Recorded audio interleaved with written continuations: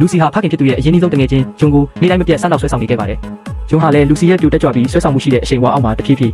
သတိလက်လွတ်ဖြစ်ပြီးကာကွယ်မှုတွေလျှော့ချမိလာပါတယ်။လွန်ခဲ့တဲ့ရက်အနေငယ်ကဂျွန်နဲ့သူတငယ်ချင်းဟာသမီးတွေကိုခေါ်ပြီးအတူတူအပန်းဖြေခီးထွက်ခဲ့ကြတာပါ။ရင်းချက်ပြီးညှို့တက်ပြင်းတဲ့ဂျွန်ဟာလူငယ်တွေကြားထဲမှာတသားတည်းဖြစ်နေခဲ့ပါတယ်။လူစီဟာသူ့ဘော်ကိုတကယ်ပဲအချစ်စိတ်တွေစတင်တက်ဝင်လာခဲ့ပါတော့တယ်။နောက်ရက်မှာတော့သူတို့အားလုံးရေတကုံကမ်းပါထက်ကိုရောက်ရှိလာခဲ့ကြပါတယ်။ရေထဲကိုခုန်ချဖို့အစဉ်သင့်ဖြစ်ချိန်မှာတော့ချောကြည့်နေတဲ့ကြောက်ဆောင်တွေကြောင့်လူစီကြောက်စိတ်ဝင်လာခဲ့ပါတယ်။အဲ့ဒီခါဂျွန်ကသူမကိုရင်ခွင်နဲ့တင်းတင်းကြပ်ကြပ်ပွေ့ပတ်ပြီးတတိတွေရှိလာတဲ့အထိကျဉ်းသားစွာကြည့်ပေးနေခဲ့ပါတယ်။နောက်ဆုံးမှာတော့သူတို့နှစ်ယောက်အတူတူခုန်ချခဲ့ကြပြီးဘေးကင်းစွာပဲရေထဲကိုဆင်းသက်နိုင်ခဲ့ပါတယ်။လူစီဟာရင်းချက်တည်ငြိမ်ပြီးခိုင်မာတောင့်တင်းတဲ့ဂျွန်ရဲ့ပုံရိပ်ကိုငေးကြည့်ရင်လုံးဝညှို့ယူခန်းစားခြင်းခံရပါပြီ။သူမဟာဂျွန်ရဲ့ရှိမှတင်တမင်တက်တက်အဝတ်စားတွေကိုလဲလှယ်ပြခဲ့ပါတယ်။ဂျွန်ဟာပြပြတလဲဖြစ်ပြီးအသက်ရှူတမ်းတွေမြန်လာခဲ့ရပါတယ်။သူသွားတိုက်နေတော့မှတင်လူစီကရုတ်တရက်ဝင်နှမ်းလိုက်တာကြောင့်ဂျွန်တယောက်ကြောက်ရွံ့လို့ငြိမ်သက်သွားခဲ့ရပါတယ်။ဒါဟာလုံးဝမမားတဲ့အရာလို့တားခဲ့ပေမဲ့လူစီကတော့နည်းနည်းမှကြောက်ရွံ့ခြင်းမရှိခဲ့ပါဘူး။ညနေတကောင်ချိန်မှာတော့သူမဟာဂျွန်ရဲ့ကတင်ထဲကိုတိတ်တဆိတ်တိုးဝင်လာခဲ့ပါတော့တယ်။ဂျွန်ဟာသူမနဲ့ဝေးဝေးနေဖို့အတက်နိုင်ဆုံးကြိုးစားခဲ့ပေမဲ့စိတ်ထဲမှာတော့စတင်တုန်လှုပ်ပြီးဝေခွဲမရဖြစ်လာခဲ့ပါပြီ။သူတို့နှစ်ယောက်တဲတောင်ပြင်မှာလမ်းလျှောက်နေတော့လူစီကသူ့တယောက်ထဲအတွက်ကပြဖြော်ဖြေခဲ့ပါတယ်။ဒီတစ်ချိန်မှာတော့ဂျွန်ဟာအသိစိတ်တွေကိုဘေးဖယ်ပြီးရင်ထဲကအလိုဆန္ဒနောက်ကိုပဲနောက်ဆုံးမှလိုက်ပါသွားခဲ့ပါတော့တယ်